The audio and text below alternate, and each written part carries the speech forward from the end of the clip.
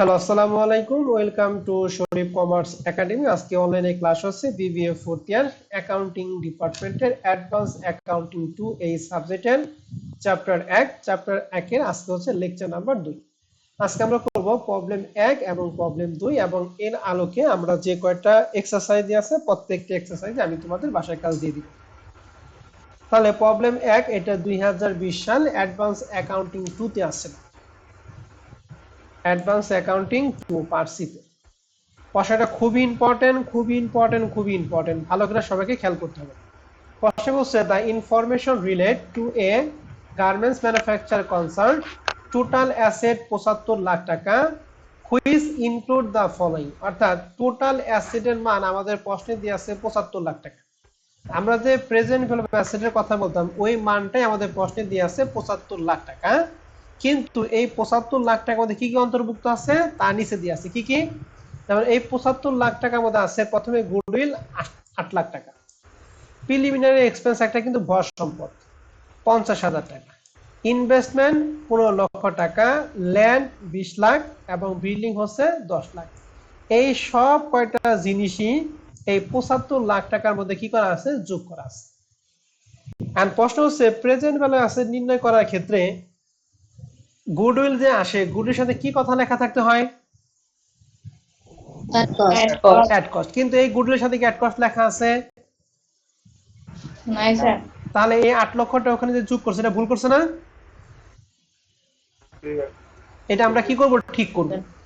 Preliminary expense এটা ভর সম্পদ, আমরা তো প্রেজেন্ট ভ্যালু অ্যাসেটের মধ্যে ভর সম্পদ আমি কোনো কিছু করি নাই। তার মানে 50,000 টাকা ওই 75 লাখ টাকার অন্তর্ভুক্ত আছে, যেটাও কি একটা কি ভুল। ইনভেস্টমেন্ট এটা কি ট্রেড না আইডল, কোনো কিছু লেখা নাই, ঠিক আছে, এইটা ওখানে যোগ করা আছে, তার মানে এখানেও কিছু কি আছে, ভুল আছে। ল্যান্ড এন্ড বিল্ডিং এখানেও আমাদের এই সবগুলো আইটেম কি ওই 75 লাখের মধ্যে অন্তর্ভুক্ত আছে। তাহলে আমাদের করণীয় কি, প্রথমে কাজ হলো এই 75 লাখ টাকায় থেকে আমাদের এখানে যা যা অন্তর্ভুক্ত আছে সবগুলো চোখ বুঝে বাদ দিব। মানে আমি কোনো কিছু বুঝি অথবা না বুঝি, এই 75 লাখ টাকাতে এখানে যদি 10টা আইটেম থাকে 10টা আইটেম আমরা কি করবো, বিয়োগ করব। বিয়োগ করার পরে তারপরে অরিজিনাল ভাবে প্রেজেন্ট ভ্যালু অ্যাসেটের মধ্যে যা যা জিনিস যায় সেগুলো আমরা পুনরায় কি করব, যোগ করব। তাহলে কি করব, 75 লাখ টাকার সাথে এই সবগুলো আমরা প্রথমে কি করব বলো তো দেখি। বাদ দিব। এই বাদ দিয়ে যে টাকা থাকবে ওই টাকার সাথে অ্যাকচুয়ালি প্রেজেন্ট ভ্যালু অ্যাসেটের মধ্যে কি কি জিনিস যায় সেটা সেটা আমরা নতুন করে কি করব, যোগ করব। যেমন প্রেজেন্ট ভ্যালু অ্যাসেটের মধ্যে এই গুডউইল কি আসবে না আসবে না? আসবে না। আসবে না। প্রিলিমিনারি এক্সপেন্স কি আসবে না আসবে না? আসবে না।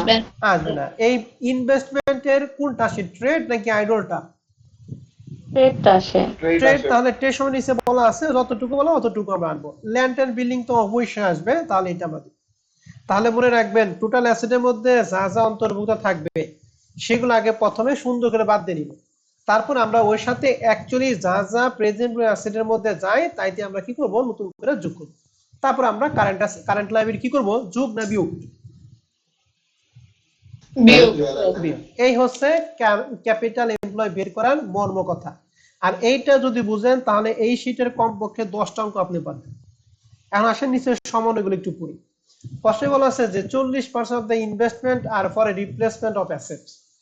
বলছে অ্যাসেটের রিপ্লেসমেন্টে তারা 40% কি বিনিয়োগ করে, তাহলে মনে রাখেন এটা কিন্তু বিনিয়োগ করছে। 30% আর mean for a meeting seasonal requirement, অর্থাৎ 30% বিনিয়োগ তারা সিজনালি করে, যখন বিনিয়োগ করা দরকার তখন বিনিয়োগ করে 30%। তাহলে একটা সম্পদের রিপ্লেসমেন্টে বিনিয়োগ করে 40 আর সিজনে বিনিয়োগ করে কত, 30, তাহলে মোট কত পার্সেন্ট তারা বিনিয়োগ করে? 70%। তাহলে মনে রাখেন পার্সেন্ট যেহেতু 100% মধ্যে তারা কত পার্সেন্ট বিনিয়োগ করছে, 70%।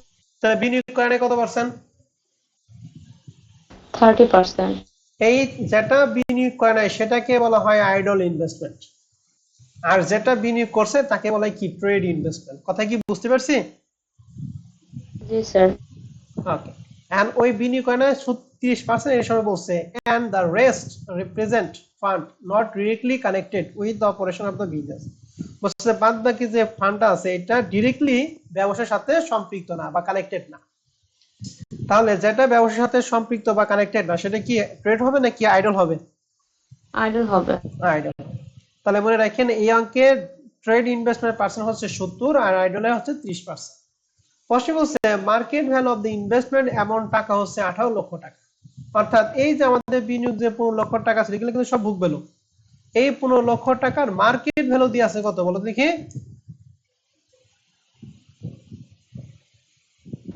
18 লাখ টাকা। 18 লাখ টাকা দিয়েছে। Market value of land 25 lakh টাকা। ল্যান্ডের বুক ভ্যালু ছিল 20, যার মার্কেট ভ্যালু হচ্ছে 25 লাখ।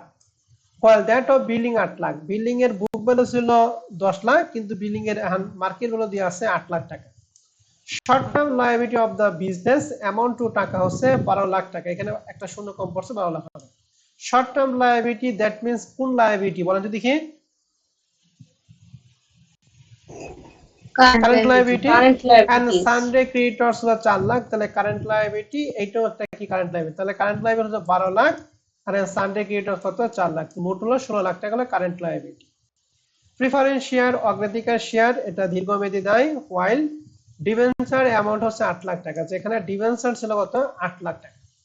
তাহলে আমরা জানি ঋণের ঋণ আসে না ঋণের সুদ আসে বলো দেখি? ঋণের সুদ।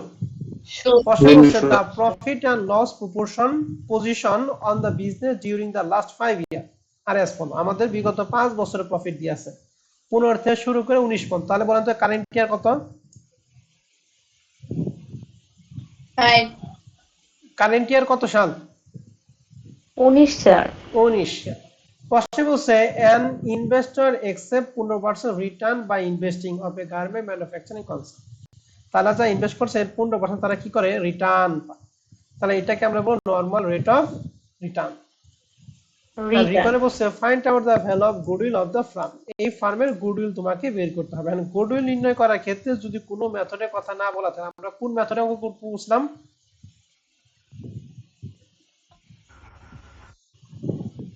যদি কোনো মেথডের কথা উল্লেখ না থাকে আমরা কোন মেথডের কথা বলছিলাম? Super profit. সুপার প্রফিট মেথডের কথা বুঝলাম। এন্ড সুপার প্রফিট মেথড অঙ্ক করার জন্য স্টেপ কয়টা? 5টা। প্রথম স্টেপটা আসলে ক্যাপিটাল এমপ্লয়। যা বের করার সূত্র কি? Present value of asset minus আছে current liability. And present value asset নির্ণয় করার ক্ষেত্রে প্রথমে একটা খটকা ছিল। এই 75 লাখ টাকার মধ্যে কি কি অন্তর্ভুক্ত ছিল? এই সবগুলো নাকি? তাহলে এই সবগুলো কি যোগ করব না বিয়োগ করব? বিয়োগ করব। তাহলে দেখেন বিসমিল্লাহ করে লিখছি present value of asset 75 lakh টাকা। এর সাথে আমাদের যা যা অন্তর্ভুক্ত ছিল 8 লাখ 50 হাজার, তারপর হচ্ছে 15 লাখ 20 লাখ এবং 10 লাখ। এই কয়টা জিনিস অন্তর্ভুক্ত ছিল এই দেখেন 8 লাখ 50 15 লাখ 20 লাখ 10 লাখ টোটাল কয়টা? 5টা। এই 5টা আইটেম আমরা চোখ বুঝে বাদ দিছি। টোটাল যোগফল হচ্ছে 53 লক্ষ 50 হাজার। তাহলে এই 53 লক্ষ 50 হাজার এই 75 লাখ টাকা অন্তর্ভুক্ত ছিল। এর জন্য দুইটা বিয়োগ করে আমরা অরিজিনাল টাকা বের করলাম কত? 21 লাখ 50। এন্ড এই 21 লাখ 50 সাথে অ্যাকচুয়ালি এখানে কোন কোন সম্পদগুলি প্রেজেন্ট ভ্যালু অ্যাসেটের মধ্যে আসে সেটা আমরা এখানে কম্পেয়ার করব মানে যোগ করব। এর মধ্যে বলেন তো গুডউইলটা কি প্রেজেন্ট ভ্যালু অ্যাসেটের মধ্যে আসে না আসে না? অ্যাড কস্ট নাই তো এটা আসবে না স্যার। অতএব গুডউইল বাদ। প্রিলিমিনারি এক্সপেন্স মানে ভয় সম্পদ এটা কি আসবে? আসবে না। আসবে না। আর ইনভেস্টমেন্ট দেখেন ইনভেস্টমেন্ট এখানে 15 লাখ টাকা কিন্তু বুক ভ্যালু কিন্তু আমাদের এখানে আসবে কোনটা? Market value. ইনভেস্টমেন্টের মার্কেট ভ্যালু কত দিয়েছিল একটু বলেন তো দেখি? 18 লক্ষ টাকা। 18 18 লক্ষ টাকা। লাখ। এই 18 লক্ষ টাকা পুরো টাকা আসবে নাকি ট্রেড আসবে নাকি আইডল ইনভেস্টমেন্ট আসবে বলেন তো দেখি? রেট আসবে স্যার 70%। ট্রেড কত পার্সেন্ট? 70%। কেমনে? এই যে 40% অ্যাসেটে আর 20% 30% কি সিজনালি। তাহলে মোট 70% তারা ট্রেড আর 30% কি আইডল। আইডল। আইডল। তাহলে 15 লাখের 70% নাকি 18 লাখের 70% বলেন দেখি? 18 লক্ষ 70 টাকা। তাহলে আমরা নিচ্ছি 18 লাখের 70% হচ্ছে 12 লক্ষ 60 হাজার। তাহলে বিনিয়োগ গেল। এবার ল্যান্ডের 20,000 টাকা হলো বুক ভ্যালু কিন্তু আসবে মার্কেট ভ্যালু। ল্যান্ডের মার্কেট ভ্যালু আমাদের ছিল এখানে কত টাকা? 25 লাখ টাকা। বিল্ডিং এর মার্কেট ভ্যালু ছিল কত? 8 লাখ টাকা। তাহলে এখানে দিছি 25 লাখ, এখানে কত 8 লাখ, এই তিনটা যোগফল 45,60,000 টাকা। তাহলে 21,50,000 প্লাস এটা সমান সমান আমাদের actually present value of asset বের হলো 67,10,000। এই 67,10,000 যে প্রেজেন্ট ভ্যালু অফ অ্যাসেট, এইটুকুর মধ্যে কারো কোনো কনফিউশন আছে কিনা বলেন?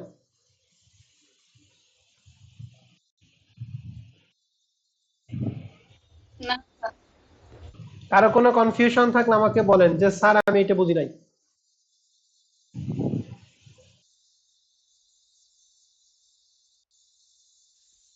নাই স্যার। ওকে, তাহলে এখান থেকে বাদ দিব কি বলো তো দেখি? প্রবলেম ছিল। আপনি তো ওই সিস্টেমে বলছিলেন যে বুয়েলটা আছে না, ওটা এক মাস বুয়েলটা এক কষ্ট না থাকলে যাইব না, কিন্তু এখানে তো তাহলে আমাদের প্রেজেন্ট ভ্যালু অ্যাসেট বের করলাম 67,10,000, এখান থেকে আমরা বাদ দিব কারেন্ট লায়াবিলিটি। বলা তো দেখি আমাদের প্রশ্নে কারেন্ট লায়াবিলিটি আইটেম কয়টা দিয়ে আছে ম্যাডামরা, স্যারেরা? দুইটা স্যার। কি কি? কারেন্ট লায়াবিলিটিসই দেওয়া আছে আর একটা সানরি ক্রেডিটরস। ওকে, একটা 12 লাখ টাকা, একটা কত 4 লাখ নাকি 16 লাখ, তাহলে মোট 16 লাখ টাকা আমরা বাদ দিছি। তাহলে দুইটা বিয়োগফল ক্যাপিটাল এমপ্লয় বের হয়েছে 51,10,000 টাকা। তাহলে ক্যাপিটাল এমপ্লয় বের করার ক্ষেত্রে আপনাদের কারো যদি কোনো কনফিউশন থাকে দয়া করে আমাকে প্রশ্ন করতে পারেন।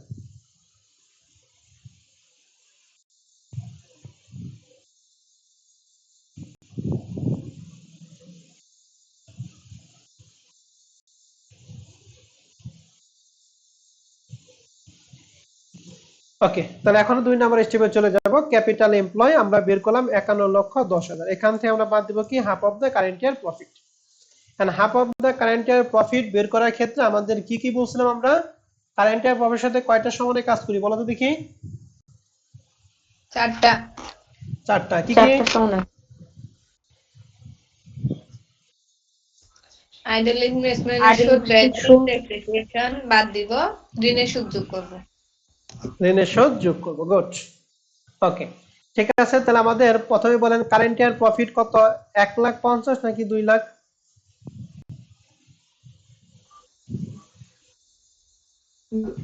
2 লাখ স্যার। ওকে, 19 সাল তো 2 লাখ, 19 সাল 2 লাখ টাকা। তাহলে কারেন্ট ইয়ার প্রফিট আমরা এখানে কারেন্ট ইয়ার প্রফিট হচ্ছে 2 লাখ টাকা। ভালো করে খেয়াল করবে এটা কিন্তু।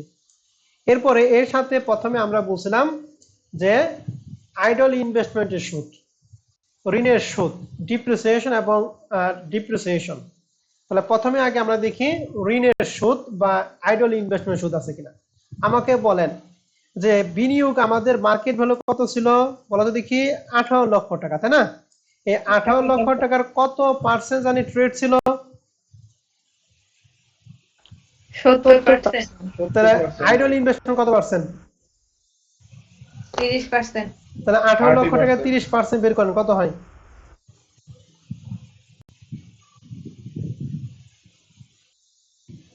5,40,000 স্যার। এই 5,40,000। তাহলে এই 5,40,000 টাকা হচ্ছে আইডলটা নাকি? তাহলে এইটার আমরা কি করব? ভ্যালুটা বের করব। অ্যাকচুয়ালি এই 18 লক্ষ টাকা দিয়ে আছে কত টাকার, 15 লক্ষ টাকার জন্য কত টাকা দিয়ে আছে বলো দেখি? 18 লক্ষ টাকা দিয়ে আছে। তাহলে 5,40,000 জন্য কত, এইটাকে বের করব। তারপরে যে টাকা হবে এটা হলো মোট আইডল ইনভেস্টমেন্ট। আর আইডল ইনভেস্টমেন্ট আমরা কত পার্সেন্ট সুদ ধরতে বলছিলাম, যেহেতু আমাদের প্রশ্নে সুদের হার উল্লেখ নাই? 10%। তাহলে আমাকে বলেন এই 18 লক্ষ টাকা মার্কেট ভ্যালু যে দিয়ে আছে এটা কত টাকার জন্য দিয়ে আছে বলেন যদি কি? 15 লাখের জন্য। তাহলে 15 লাখ রে আমি যদি 18 লাখ টাকা ভাগ করি তাহলে বলতো কয় টাকার মান পাবো?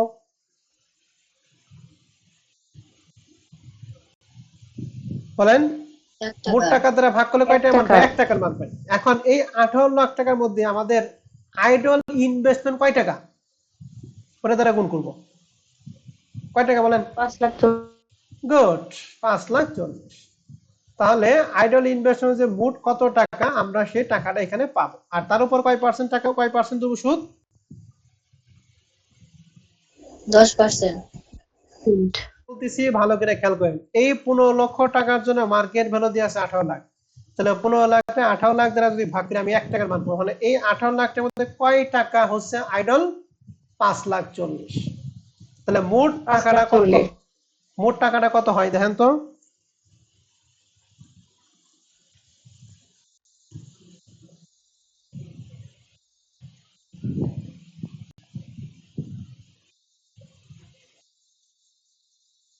চার লাখ 50 স্যার। এই 4,50,000 হচ্ছে আইডল ইনভেস্টমেন্ট, এর কত পার্সেন্ট সুদ ধরবো? 10%। তাহলে আমি 4,40,000 এই যে 10% হচ্ছে 45,000 টাকা। আইডল ইনভেস্টমেন্টের সুদ আমরা কি যোগ করি না বিয়োগ করি? বিয়োগ করি। ডিপ্রিসিয়েশন, ইনভেস্টমেন্ট এবং আরেকটা কি বলো দেখি? ঋণের সুদ। না, Bad debts. ঋণের সুদ তো যোগ করার Bad কথা। debts. Bad date, Bad debt. বিনিয়োগের সুদ, ব্যাড ডেট এবং ডিপ্রিসিয়েশন তিনটা বিয়োগ করি আর ঋণের সুদ যোগ করি। তাহলে ঋণের সুদ 45,000 টাকা যে হইলো, এটা কি আমরা সবাই ক্লিয়ার?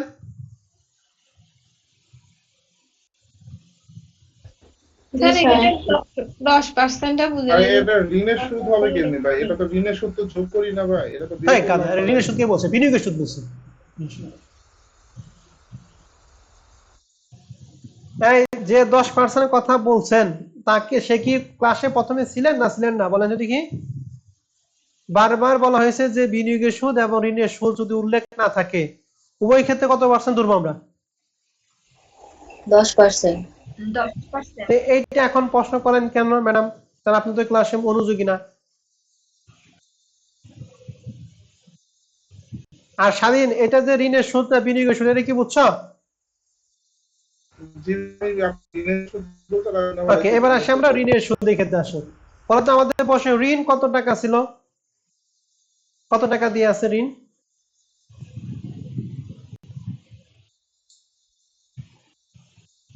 ঋণ কি আছে না ঋণ নাই? নাই তো স্যার। ঋণ নাই? অবশ্যই আছে, ভালো করে দেখেন। 8 লক্ষ টাকা।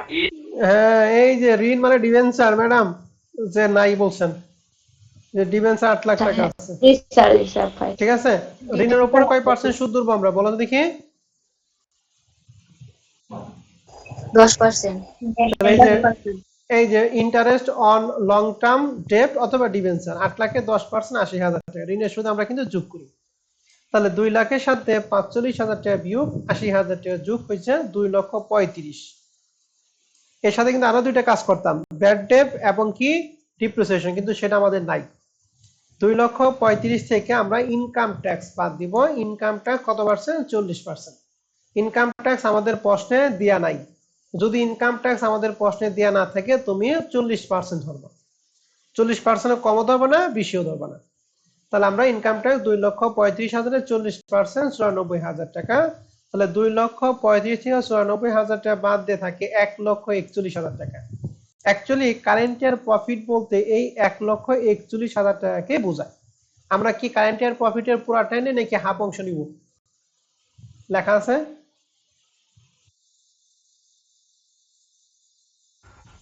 হাফ অংশ। তাহলে 1,41,000 এই যে 2 দ্বারা ভাগ করছি হয়েছে 70,500 টাকা। তাহলে এইটা হচ্ছে actually half of the current year profit 70,500। তাহলে 51,10,000 থেকে 70,500 টাকা যদি বাদ দেই তাহলে আমরা ক্যাপিটাল এমপ্লয় পাইলাম 50,39,500 টাকা। এখন যদি আপনাদের প্রশ্ন থাকে অবশ্যই একবার না 10 বার প্রশ্ন করেন। ভাই স্যার এখানে হাফ প্রফিট এর সাথে ভাই একজন একজন কথা বলেন, বলো। এখন কেউই বলবো না, দেখছো? ভাই আমার একটা প্রশ্নটা হলো ভাই, আমরা লাস্ট ক্লাসে 5 নাম্বার যে ম্যাথটা পড়েছে স্যার, ওখানে ভাই ইনকাম ট্যাক্সটা আমার ইনকাম ট্যাক্সটা ছিল না ভাই, তখন আমরা হ্যাঁ, ইনকাম ট্যাক্সটা নেন নাই ভাই, কিন্তু এখানে ছিল না, এখানে কিন্তু 40% নিলেন ভাই। ওখানে আমাদের শোনো, ওই আমাকে আমাদের average capital employ, average capital employ এগুলা নাই, সরাসরি আমরা এভারেজ মেনটেন প্রফিট দিয়ে শুরু করলাম, ঠিক না? জি ভাইয়া। ঠিক আছে না? এর জন্য আমরা ওখানে ইনকাম ট্যাক্স ধরি নাই, ঠিক আছে? আর এখানে শুরু থেকে সবকিছু করতেছি, এই জন্য আমি ইনকাম ট্যাক্স ধরছি। আর একটা কথা সেটা হলো ইনকাম ট্যাক্স যদি উল্লেখ না থাকে তুমি ইনকাম ট্যাক্স চাইলে ধরতেও পারো, ইনকাম ট্যাক্স নাও ধরতে পারো। ধরলে কোনো সমস্যা হয়, না ধরলে কোনো সমস্যা হয়। তবে আমরা ধরবো কি ধরবো না সেটার জন্য অবশ্যই কি নোট লিখবো, যেটা নোট কিনা আমি যে সবার শেষে দিয়ে রাখছি। হ্যাঁ, এই যে ধরছি দেয়ার প্রফিট শু before tax and take the tax rate কত পার্সেন্ট, 40%। এন্ড তুমি যদি এটা না ধরো তাহলে তুমি দিবা দেয়ার ইজ নো ট্যাক্স। ঠিক আছে, ট্যাক্সে ধরা হলো না। ঠিক আছে, এই যে অ্যাজাম্পশনের মধ্যে আমরা সবকিছু ধরে নিব। যেমন আইডল ইনভেস্টমেন্ট 10% উঠছে, এই যে লিখেছে 10%, লং টার্ম ডেটের উপর 10% লিখেছি 10%। ঠিক আছে, ঠিক আছে, বুঝতে পারছি।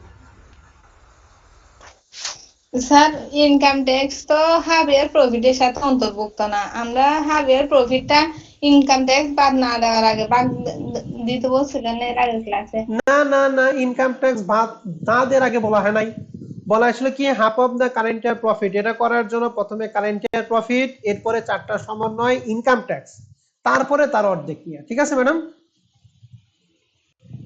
ঠিক আছে স্যার। এক কথায় কারেন্ট ইয়ার প্রফিট যারা বের করব তার হাফ নিব। কারেন্ট ইয়ার প্রফিট এখানে কি 2,35,000 নাকি 1,41,000 বলো তো দেখি? 1,41,000। 1,41,000, কারণ ওই ট্যাক্স বাদ দেওয়ার পরেই না কারেন্ট ইয়ার প্রফিট হয়। ঠিক আছে, আমরা ইনকাম স্টেটমেন্ট পড়ছি না, অপারেটিং ইনকাম থেকে নন অপারেটিং ইনকাম বাদ দিছি, নন অপারেটিং বিয়োগ করছি, বিয়োগ করবো যে টাকা থাকে ওই টাকার নাম লিখতাম নিট ইনকাম বিফোর ট্যাক্স। ওখান থেকে ইনকাম ট্যাক্স বাদ দেখি হয়তো নিট ইনকাম আফটার ট্যাক্স হতো না। জি স্যার। এই 2,35,000 নাম হচ্ছে নিট ইনকাম বিফোর ট্যাক্স, আর এই 1,41,000 নিট ইনকাম আফটার ট্যাক্স। তাহলে অ্যাকচুয়ালি প্রফিট বলতে কোনটাকে বোঝায়, বিফোরটা নাকি আফটারটা? আফটারটা। আফটার। এই এখন কি বুঝতে পারছেন আপনি ম্যাডাম? জি স্যার। ওকে, তাহলে এভারেজ ক্যাপিটাল এমপ্লয় শেষ। 3 নাম্বার স্টেপ হচ্ছে এভারেজ মেইনটেনেবল প্রফিট। এটা করার জন্য প্রথমে আমরা এভারেজ প্রফিট বের করি। এর জন্য আমাদের প্রশ্নে প্রফিট ছিল 5টা, এই 5টা প্রফিট যোগ করে কয় দ্বারা ভাগ করব আমরা? 5 দ্বারা ভাগ করব। 5 দ্বারা ভাগ করে যেটা মান আমাদের হয়েছে 2,40,000। আর এর সাথে আমরা বলা তো দেখি এখানে কয়টা সমন্বয়ে কাজ করছি, এই ক্যাপিটাল এমপ্লয় বের করার ক্ষেত্রে কয়টা সমন্বয়ে কাজ করলাম? 2টা। ইন্টারেস্ট অন আইডল ইনভেস্টমেন্ট যোগ করছি না বিয়োগ করছি? বিয়োগ করছি। এই যে এখানে আমরা ঠিক বিয়োগ করছি। ঋণের সুদ 80,000 এখানে যোগ করা হয়েছে না বিয়োগ করা হয়েছে? যোগ করা হয়েছে স্যার। এখানে আমরা একই রকম ভাবে যোগ করছি। তাহলে 2,40,000 থেকে 45,000 বিয়োগ 80,000 টাকা যোগ করার পর 2,75,000, এখান থেকে আবার ট্যাক্স। 2,75,000 এর 40 মানে 1,10,000, এটা বিয়োগ করার পর এভারেজ মেইনটেনেবল প্রফিট হলো 1,65,000 টাকা। বলেন কারো কোনো সমস্যা আছে কিনা? ক্যাপিটাল এমপ্লয় যদি আপনি বের করা পারেন এভারেজ ক্যাপিটাল এবং ক্যাপিটাল এমপ্লয়, তাহলে মনে করেন বাদ বাকি স্টেপ আপনার এমনিতেই হয়ে যাবে। এভারেজ মেইনটেনেবল প্রফিট সবাই ক্লিয়ার?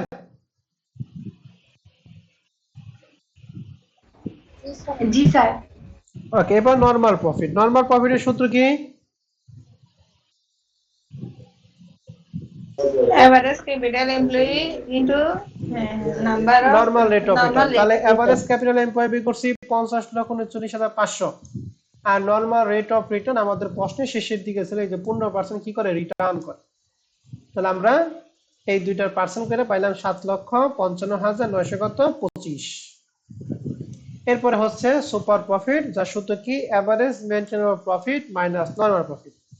এভারেজ মেইনটেনেবল প্রফিট পাইছে 1,65,000 আর সুপার প্রফিট 7,55,925। এই দুইটার পার্থক্য হচ্ছে 5,90,925 মাইনাসের। তাহলে সুপার প্রফিট কি নেগেটিভ হলো নাকি পজিটিভ হলো? নেগেটিভ হয়েছে। নেগেটিভ হলে কি গুডউইল হয় নাকি হয় না? হয় না। এই জন্য লিখছি since super profit is negative so there is no goodwill. দেখছেন এত কিছু করার পর গুডউইল নাকি জিরো হয়ে গেল। এইটাই হচ্ছে অঙ্ক। বুঝতে পারছি এখানে গুডউইলটা কেন হলো না? জি স্যার। জি স্যার। ওকে, এখন পুরো প্রশ্ন নিয়ে যদি আপনাদের যদি কারো কোনো কিছু জানার থাকে আমাকে বলেন, এরপর আমরা প্রবলেম 2 শুরু করব।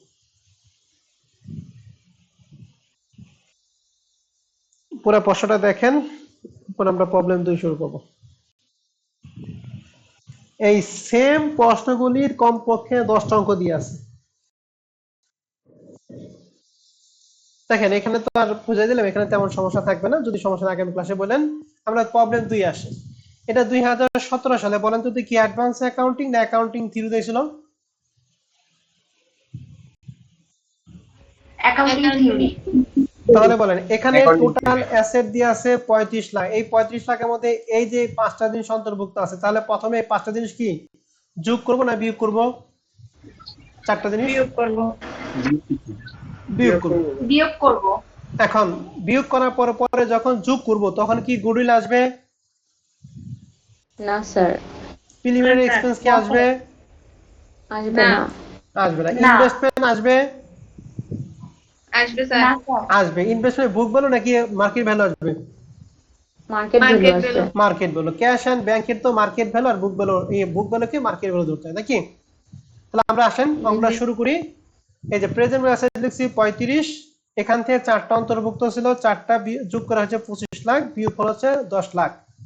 এখানে এই 10 লাখের সাথে আমরা গুডউইল এবং প্রিলিমিনারি এক্সপেন্স আনবো না, আমরা আনবো ইনভেস্টমেন্ট। ইনভেস্টমেন্ট কি ভ্যালু? Market value. এখন দেখেন প্রশ্নে বলা আছে যে market value of investment amount টাকা হচ্ছে 18 লক্ষ টাকা, অফ হুইচ যার মধ্যে 3 লক্ষ টাকা রিপ্রেজেন্ট আইডল ফান্ড। অর্থাৎ এই যে 15 লক্ষ টাকার মার্কেট ভ্যালু হচ্ছে 18 লাখ টাকা। এই 18 লাখ টাকার মধ্যে আমরা আইডলে কত টাকা আছে বলো দেখি? 3 লাখ টাকা। তাহলে অ্যাকচুয়ালি ট্রেড ইনভেস্টমেন্ট কয় টাকা মার্কেটের মধ্যে? 15 লাখ। 15 লাখ। এই 15 লাখ কিন্তু এই উপরের 15 লাখ টাকা না, কথা কি বুঝছেন? জি স্যার। এই 15 লাখ কিন্তু এই 18 লাখ থেকে এই 3 লাখ টাকা বিয়োগ করার কথা। তাহলে এটা কিন্তু পরীক্ষা হলে যদি ভুলে যান এনে যা আছে তাই দিব, তাহলে কাম কিন্তু শেষ। এই যে 15 লাখ টাকা দিছি, আর ক্যাশ ইন হ্যান্ডের শুধু বুক ভ্যালু দিয়ে আছে, মার্কেট ভ্যালু নাই, এর জন্য এটা বুক ভ্যালুকে মার্কেট ভ্যালু ধরা হয়েছে। দুইটা যোগ করা হয়েছে, 15 লাখ প্লাস 2 লাখ সমান সমান আছে 17 লাখ। তাহলে 10 লাখের সাথে 17 লাখ যোগ করা হচ্ছে 27 লক্ষ টাকা। এই 27 লক্ষ টাকার নাম হলো actually present value of asset. এখান থেকে বাদ দেব কারেন্ট লাইবিলিটি। বলেন আমাদের প্রশ্নে কারেন্ট লাইবিলিটি কয়টা আছে?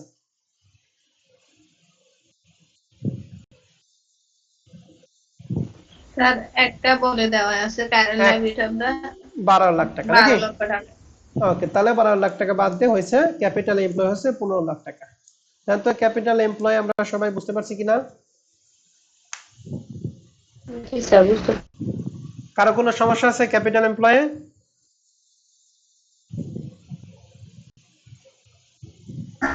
না। ওকে, এবার আসেন ক্যাপিটাল এমপ্লয় আমরা বের করছি 15 লাখ, এখান থেকে আমরা half of the current year profit করব। প্রথমে কারেন্ট ইয়ার প্রফিট, আমাদের প্রফিট হচ্ছে 14, 13, 12। বলেন তো কারেন্ট ইয়ার কত সাল? 14। তাহলে 5 লাখ টাকা কারেন্ট ইয়ার প্রফিট। তো আমরা দিছি কারেন্ট ইয়ার প্রফিট 5 লাখ। এর সাথে idol investment, debenture, bad date এবং কি ঋণের শোধ। তাহলে আমরা আইডল ইনভেস্টমেন্ট আগে করি। আইডল ইনভেস্টমেন্টের ক্ষেত্রে আমরা এখানে করছিলাম এই 15 লাখ টাকার জন্য মার্কেট ভ্যালু কত দিয়ে আছে? 18 লাখ। তাহলে 15 লাখ আমরা 18 লাখ দ্বারা কি করব? ভাগ করব। বলেন তো 15 লাখ 18 লাখ দ্বারা ভাগ করলে কয় টাকার মান পাবো আমরা? 1 টাকার। এখন বলেন এই 18 লাখ টাকার মধ্যে আইডল কত টাকা? 3 লাখ। 3 লাখ। তাহলে 3 লাখ দ্বারা কি গুণ? কথা বোঝা গেছে? তাহলে 3 লাখ দ্বারা গুণ করে দেন তো কত হয় আইডলের? জি স্যার। 2,50,000। 2,50,000। এই টাকার কয় পার্সেন্ট ধরবো? 10%। তাহলে এই যে 2,50,000 এর 10% হচ্ছে 25,000 টাকা। বিয়োগ করছি, সবাই ক্লিয়ার? জি স্যার। এবার আসেন আমাদের প্রশ্নে বলেন লং টার্ম লায়াবিলিটি কয়টা দিয়ে আছে বলেন?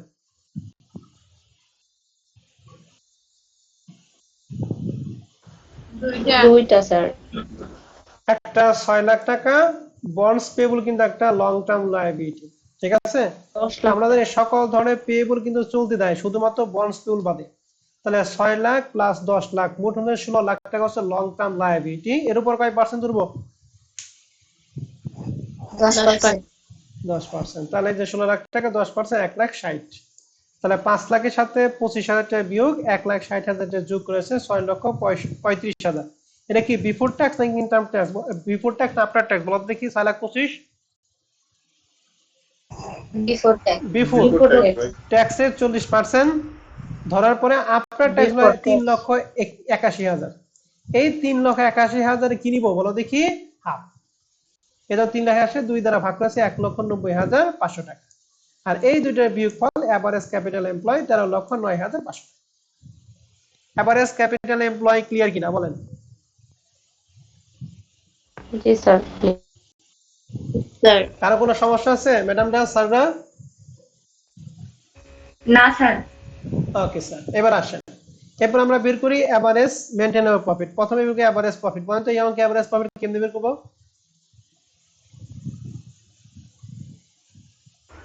তিনটা যোগ করে পাই 12, 13, 14 প্রফিট গুলো যোগ করে 3 দিয়ে ভাগ 5 করব। লাখ, 1.5 লাখ, 3 লাখ, 3 লাখ 50, তিনটা যোগ করে 3 দ্বারা ভাগ করে এভারেজ প্রফিট পাইছি 3,33,333। এর সাথে আমাদের এখানে বলতো কয়টা সমন্বয়ে কাজ করছি আমরা এখানে? দুইটা। 25,000 টাকা বিয়োগ 1,60,000 টাকা যোগ। গুড। তাহলে 25,000 টাকা বিয়োগ 1,60,000 টাকা যোগ করছি, হয়েছে 4,68,333। আবার ইনকাম ট্যাক্স বাদ দিয়ে টাকা হয়েছে, ইনকাম ট্যাক্স হচ্ছে 1,87,333। দুইটা বিয়োগফল এভারেজ মেইনটেনেবল প্রফিট 2,81,000 টাকা। এভারেজ মেইনটেনেবল প্রফিট ক্লিয়ার কিনা বলেন? জি স্যার। জি স্যার সবাই ক্লিয়ার তো? জি ভাইয়া। হ্যাঁ স্যার। এবার বলেন নরমাল প্রফিট সূত্র কি? Average capital employed into normal rate of return. Normal এই যে rate of average return capital employ 13,09,500। বলেন নরমাল রেট অফ রিটার্ন আমাদের প্রশ্নে কত পার্সেন্ট দিয়ে আছে? 15%। 15%। গুড, ধন্যবাদ ম্যাডাম। তাহলে 15% 1,96,425 টাকা। এরপর super profit, average maintainable profit minus super profit. Average maintainable profit 2,81,000 আর নরমাল প্রফিট এখন 1,96,425। দুইটা বিয়োগফল প্লাসের 84,575 টাকা। তাহলে সুপার প্রফিট নেগেটিভ না পজিটিভ? পজিটিভ। গুডউইল কি হবে Positive। না হবে না? হবে। তাহলে হবে লিখছি স্যার। গুডউইল সমান সমান super profit into number of year purchase. দেখেন আমাদের প্রশ্নে গুডউইলটা কয় বছরের জন্য কিনবে তার কোনো ডিরেকশন আমাদের প্রশ্নে কি দেওয়া নাই। দেয়া না থাকলে কত দ্বারা গুণ করতে বলছিলাম? 2 দ্বারা গুণ। 2 অথবা 3। তাহলে এখানে লেখা হয়েছে গুণ 2, এই যে ব্র্যাকেটে লিখছি সে ধরা হলো। তাহলে দুইটার গুণফল 1,69,150। তবে কেউ যদি চাও এখানে 3 দ্বারা গুণ করবো তারও অ্যান্সার রাইট। তবে আমরা সবসময় কয় দ্বারা গুণ করব? না দেওয়া 2 দ্বারা 2 দ্বারাই গুণ করব, না দেয়া থাকলে 2 দ্বারা গুণ করব। তাহলে এই অ্যান্সার হচ্ছে 1,69,150। শেষ। বোঝা গেছে?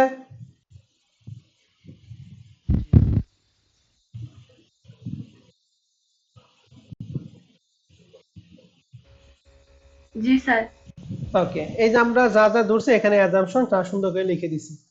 রেট অফ ইন্টারেস্ট আইডলে 10, ডিবেঞ্চারে 10, ট্যাক্সে 240, আর ওই যেখানে 2 ছিল না তো এজন্য লিখছি assume the year of purchase is কত? 2। আপনি যদি 3 নেন তাহলে লিখবেন assume the year of purchase is কত? 3। একই রেজাল্ট এখানে পরিবর্তন হবে কিন্তু আপনার অঙ্ক কোনো ভুল হবে না, ঠিক আছে? তবে আমরা 3 না দিয়ে গুণ করে আমরা 2 দ্বারাই গুণ করব। তাহলে 2 নিয়ে আপনাদের কারো কোনো প্রশ্ন আছে? ভাই এখানে তো যে আমরা assume the year of purchase is 2 এটা তো লিখে না নোটে লেখা, এটা তো ওখানে সে লেখা তো দরকার নেই, সে না তো একটু হবে ভাই। হ্যাঁ হ্যাঁ, কোনো সমস্যা নাই। তুমি এখানে যদি সে লেখো তাহলে নিচে নোট লেখা দরকার নেই, আর নিচে নোট লিখলে এখানে সে লেখা দরকার নেই। হ্যাঁ,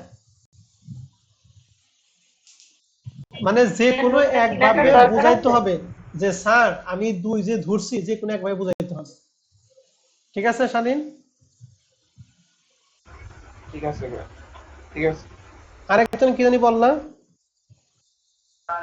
ভাইয়া বললাম নোটটা কি লেখার দরকার আছে? মানে যদি এখানে সে দাও তাহলে এই নোট লেখার দরকার নাই, আর যদি এখানে সে না দাও তাহলে এই নোটটা লিখবা। ঠিক আছে ভাই?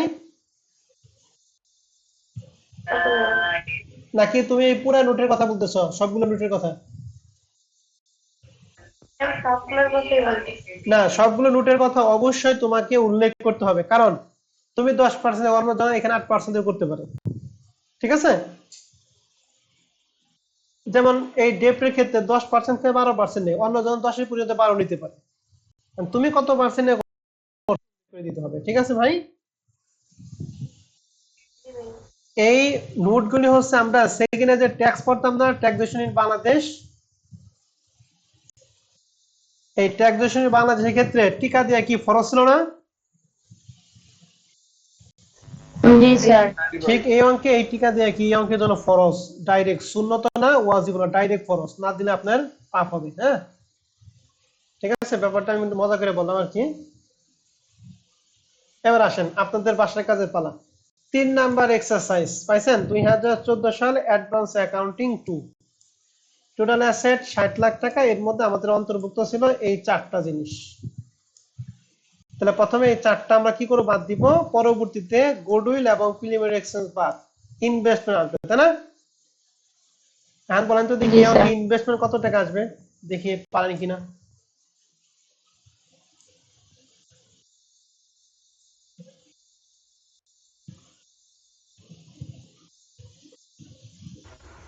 লাখ থেকে প্রায় 2 লাখ বাজে, 2,50,000 বাজে। গুড, 12,50,000। এই 12 লাখ দিলে কিন্তু অঙ্ক ভুল। ঠিক আছে, জি স্যার। ওকে, আর এটা পড়াইলাম না, হুবহুব একই। আরেকটা জিনিস একটু পড়াই, এখানে যে আইডল ইনভেস্ট সুদে ধরবো, 12 লাখ ভাগ 15 লাখ ইনটু কত দিব বলো তো দেখি। 2,50,000। 2,50,000, এখানে যা হবে তার উপর কয় পার্সেন্ট? 10%। 10%। 10%। তাহলে 3 নম্বর অঙ্ক আপনাদের বাসায় কাজ থাকলো, এগুলো আর পড়াইলাম না। অনেক অঙ্ক দিয়ে আছে এই টাইপের, আমি আজকে 2-1টা অঙ্ক দিব, হুবহুব যেগুলো মিল আছে ওগুলো দিব। হ্যাঁ, আর বাদ বাকি গুলি আমরা পরবর্তীতে দিব, কারণ একসাথে যদি সব দিয়ে দেই তাহলে ভয় পাইবা। থাক, তাহলে আমাদের একটা অঙ্কই রইলো। হ্যাঁ, আমি আরেকটা অঙ্ক একটু পরে দিই।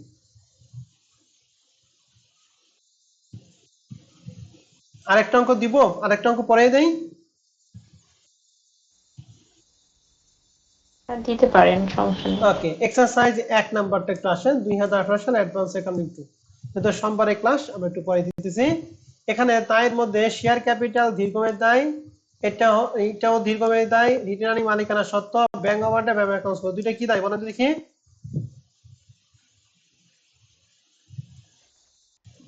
চলতে দেয়। চলতি দেয়। ওকে, আর goodwill, building, plant, inventory, account, এখানে সবগুলো আসবে। গুডউইল কি আসবে না আসবে না প্রেজেন্ট অ্যাসেটের মধ্যে?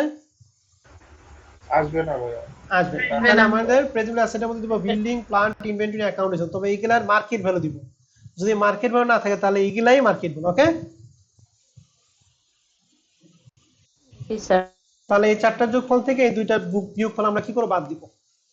Capital employ share, average capital employ বের করার ক্ষেত্রে এখানে আমাদের কোনো ঋণের সুদও নাই, কোনো বিনিয়োগের সুদও নাই, আবার ব্যাড ডেটের কথা বলা নাই, আর ডিপ্রিসিয়েশন তো নাই।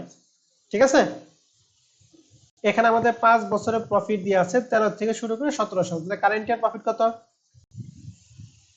17 সাল। 17 সাল।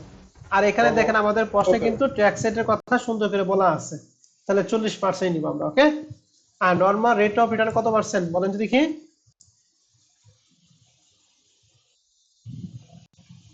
12%। And বসে আছে ascertain the value of goodwill of the business on capitalization method, এটা কিন্তু সুপার প্রফিট মেথড না, ক্যাপিটালাইজেশন মেথড।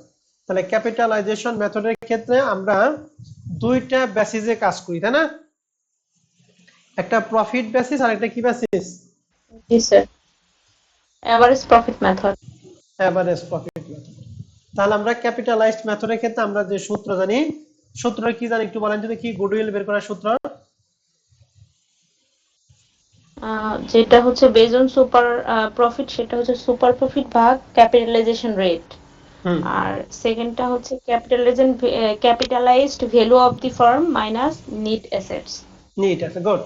এন্ড যেহেতু দ্বিতীয়টা হলো এভারেজ প্রফিট, যেহেতু আমাদের প্রশ্ন এখানে প্রফিট দিয়ে আছে 5-6টা, তাহলে আমরা এভারেজ প্রফিটই করব। সুপার প্রফিটের কথা যেহেতু নাই, তাহলে আমরা এভারেজ প্রফিট বেসিসই করব, অর্থাৎ 2 নাম্বার বেসিসে করব। তাহলে 2 নাম্বার বেসিস করার জন্য প্রথমে আমরা ক্যাপিটাল এমপ্লয় করব, 2 নাম্বার এভারেজ ক্যাপিটাল এমপ্লয়, 3 নাম্বারে এভারেজ মেইনটেইন প্রফিট। আমরা বুঝতাম এই প্রথম তিনটা ওয়ার্কিং সুপার প্রফিটের মেথডের জন্য যা, ক্যাপিটালাইজেশন মেথডের ক্ষেত্রে সেম। এখন এর পরবর্তী ওয়ার্কিং গুলি হচ্ছে সুপার প্রফিট এবং ক্যাপিটালাইজেশনের জন্য ভিন্ন। ক্যাপিটালাইজেশন মেথডের ক্ষেত্রে নরমাল প্রফিট লাগে না, সুপার প্রফিটও লাগে না, ঠিক আছে না? আমাদের লাগবে কি ক্যাপিটালাইজড ভ্যালু আর কি নিট অ্যাসেট। তাহলে আমাদের এভারেজ মেইনটেইনের পরে লাগবে হলো ক্যাপিটালাইজড কি ভ্যালু। এই ক্যাপিটালাইজড ভ্যালুর সূত্রটা আমরা এখানে লিখে দিছি। যার সূত্র কি এভারেজ মেইনটেইনেবল প্রফিট ডিভাইডে কি normal rate of return. Average maintainable profit বের করা আছে 1,74,600 আর নরমাল রেট অফ রিটার্ন কয় পার্সেন্ট? 12%। তাহলে 12% ভাগ করলে মান পাবো 14,55,000। এটা হলো ক্যাপিটালাইজড ভ্যালু। এই ক্যাপিটালাইজড ভ্যালু থেকে নিট অ্যাসেট আমরা বাদ দিব। আর নিট অ্যাসেট প্রশ্নে যদি নিট অ্যাসেট সম্পর্কে সরাসরি বলা থাকে তাহলে আমরা নিট অ্যাসেট বাদ দেব, আর নিট অ্যাসেট বলা না থাকে তাহলে এভারেজ ক্যাপিটাল এমপ্লয় নিয়ে আমরা কি ধরবো? নিট অ্যাসেট ধরবো। কথা কি বুঝতে পারছি আমি? আমাদের প্রশ্নে সরাসরি নিট অ্যাসেটের কথা বলা নাই। তাহলে এই অঙ্কে এই যে এভারেজ ক্যাপিটাল এমপ্লয় যে 6,17,500 বের করছে, এটা হচ্ছে নিট অ্যাসেট। তাহলে 14,55,000 থেকে এই 6,17,500 বাদ দিলে আমাদের গুডউইল বের হবে 8,37,500 টাকা। ওকে, এই আমি একটু আমাদের সলিউশন পিডিএফটা তোমাদের গ্রুপে দিয়ে দিছি। এই সলিউশন পিডিএফ কি দেখা যায়? জি স্যার। ওকে, এই দেখো এখানে আমরা দিয়ে দিছি যে ক্যাপিটালাইজড ভ্যালু মাইনাস কি নিট অ্যাসেট। 17,55,000 থেকে 6,17,500 বাদ দিলে 1 টাকা। ঠিক আছে, তাহলে এক্সারসাইজ 1 কি আমরা পারবো?